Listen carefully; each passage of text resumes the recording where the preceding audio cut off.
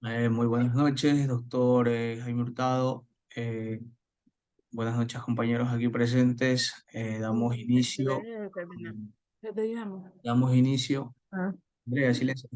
Damos inicio a el análisis de los artículos 659 al 670 del Código Civil. Empezaré en este caso eh, yo. En el artículo 659 del título quinto de la sesión, nos infiere el legislador que la accesión es un modo de adquirir el dominio por el cual el dueño de una cosa pasa a serlo de lo que ella produce y de lo que se junta a ella. Los productos de las cosas son frutos naturales o civiles. En este caso nos infiere, está claro, y que el legislador nos dice, esto es un nuevo modo de dominio por el cual se agregan las cosas. En este caso muchas veces se dan de manera natural. Aquí veremos a continuación que hay frutos de accesión a modo de frutos naturales y luego también accesión a modos de frutos civiles. En el siguiente artículo, el 660, se llama y nos refiere que los frutos naturales están ayudados, son naturales en sí porque nacen del árbol, o sea, mientras estén de la naturaleza son frutos naturales, pero si ya es por la mano del hombre pasan a ser, en este caso, frutos civiles. En el 661, el artículo 661, nos dice que los frutos naturales se llaman pendientes mientras estos estén adheridos a la cosa que los produce. En este caso, las plantas que están arraigadas al suelo, por ejemplo, o los productos de las plantas que aún no han sido separadas de ellas, por ejemplo, un árbol de aguacates, un árbol de naranjas. Esto es claramente un fruto natural pendiente, ya que aún no se ha quitado ese fruto de ese bien, de ese, de ese bien que es la madre en este caso. Luego, al haber los frutos naturales percibidos, son los que se llaman percibidos ya en este caso, son los que han sido separados de la cosa producida, como por ejemplo las maderas cortadas, cuando en hacer ríos cortan la madera de los árboles, o las frutas o los granos cosechados en este caso, de los, los frutos que están en la naturaleza. Se dice aquello que son frutos percibidos, naturales percibidos. Luego, en el artículo 662, los frutos naturales de una cosa pertenecen al dueño de ella, en este caso, sin perjuicio de los derechos constituidos por las leyes o por un hecho del hombre en favor del poseedor de buena fe del usufructuario o del arrendatario. En este caso, esto nos indica que en un terreno, si los frutos son míos, esos frutos siguen siendo míos, aunque yo haya cedido ese terreno como un usufructo a un amigo o un tercero en este caso. Y tengo yo la potestad de poder, en este caso, enajenarlos, venderlos y demás. Todo esto por un acto de buena fe, claro. Y es lo que en sí, más o menos, estos cuatro artículos nos infieren. Los siguientes cuatro artículos, desde el, cabe mencionar, todavía me falta un poquito, las cosas que se me había olvidado, las cosas vegetales que produce espontáneamente, como las cosas de las semillas o los frutos de cultivo de los productos vegetales, pertenecen al dueño de la tierra, como lo he dicho antes. Así también, por ejemplo, tenemos las pieles, las astas, la leche de las crías o los productos de animales pertenecientes al dueño de estos. Los siguientes cuatro artículos del 663 al 666 lo dará el análisis mi compañera Kerly. En estos momentos procederá ella a realizar el análisis. Kerly, adelante. Mira, en el Código Civil, mientras el artículo 663, 64 hasta el 665. Los últimos dos están en el parágrafo segundo de las secciones del suelo. Ahora cuando los tengas, pues ya das inicio y tal. Los siguientes, los últimos seis se dividen entre Amy y Andrea, que serán los de 677 al 669 por parte de Amy y del 670 al 672 por parte de Andrea. Eh, bueno, sin más preámbulos, Kerly, puedes dar inicio a tu análisis.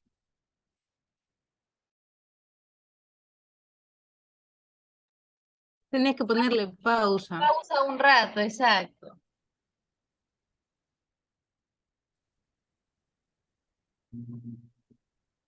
Bueno, el artículo 663 se llaman frutos civiles a los precios, pensiones o canones de arrendamiento y los intereses de capitales exigibles o impuestos a fondo perdido.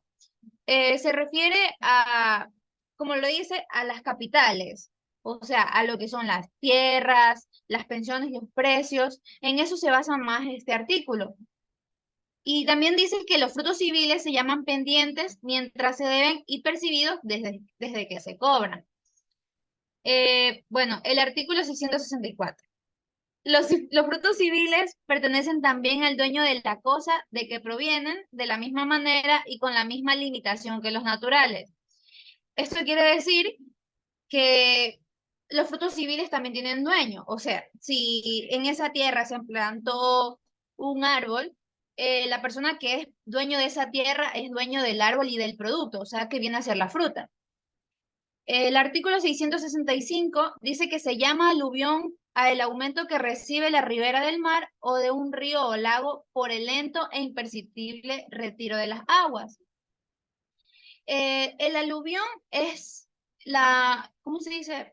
Es la manera, es la forma en la que, es una forma lenta en la que, espérate, ponle pausa.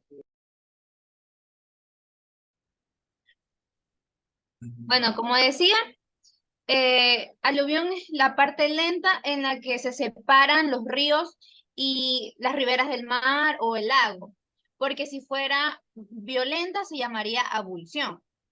El artículo 666 dice que el terreno de aluvión accede a las heredades ribereñas dentro de sus respectivas líneas de enmarcación prolongadas directamente hasta el agua, pero en puertos habilitados pertenecerá al Estado. Esto quiere decir que tiene una línea de, de separación, o sea, que tiene hasta cierto punto tiene dueño y hasta el otro punto pertenece al Estado como tal. Como lo mismo que pasa con los frutos civiles. Si en esa tierra pasa o sea, sucede lo que es el aluvión y tiene dueño la tierra perteneciente, el río o el lago que se forme va a ser de él, o sea, él será el dueño. Pero si esa tierra no tiene dueño alguno, eso pertenecerá al Estado. También dice que el suelo que el agua ocupa y desocupa alternativamente en sus creces y bajas periódicas forma parte de la ribera o del cauce y no accede mientras tanto a las heredades contiguas. Esto quiere decir que el agua baja y sube y depende de eso se forma la ribera o del cauce. Y asimismo dicen que forman las heredades contiguas. A continuación, mi compañero.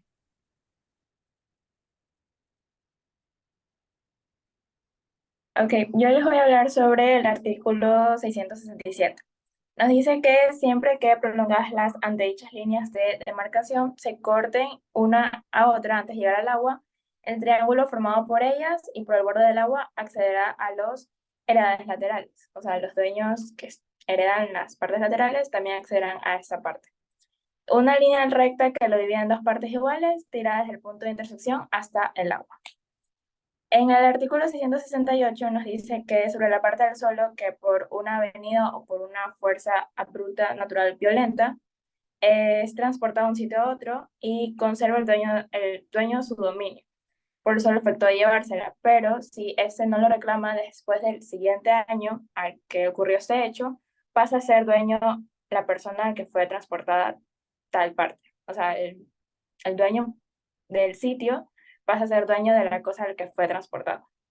Y el artículo 669 nos dice que si una heredad es inundada, el dueño de ella conserva su propiedad y se recupera la posesión luego de que las aguas se retiren. O sea, al momento de estar esas inundadas, el dueño ya de esa lo puede reclamar una vez que las aguas ya estén retiradas.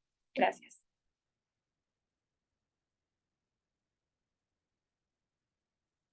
Espérate. Yo les voy a hablar sobre el artículo 670.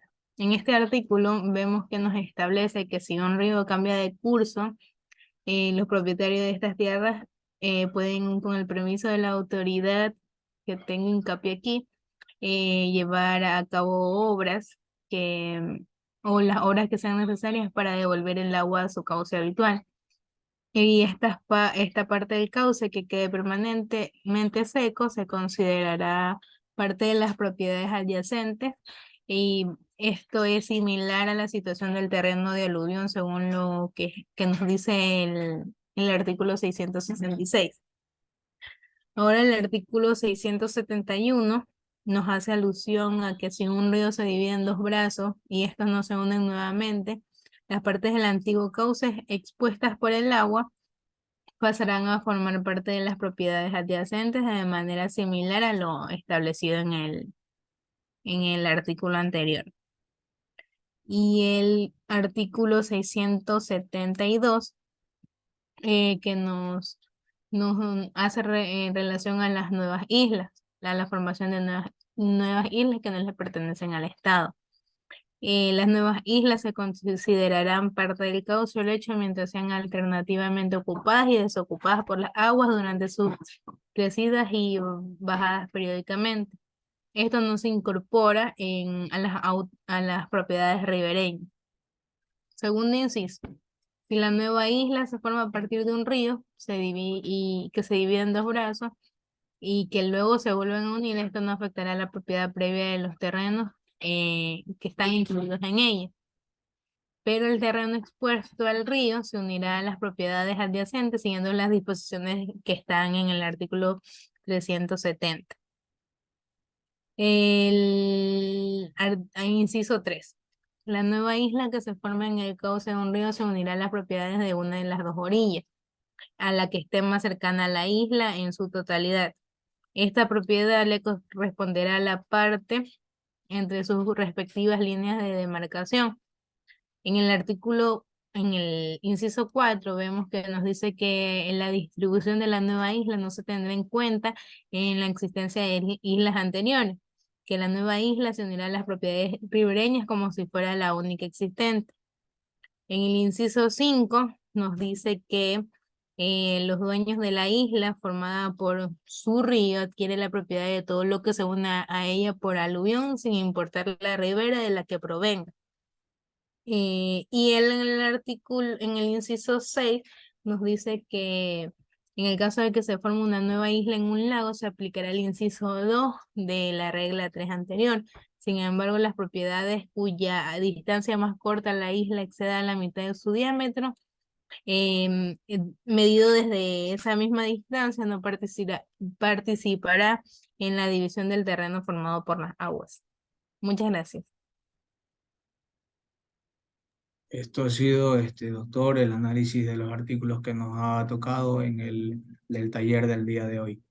Daremos ya por concluida la sesión de Zoom. Muchas gracias. Muchas gracias a todos, compañeros.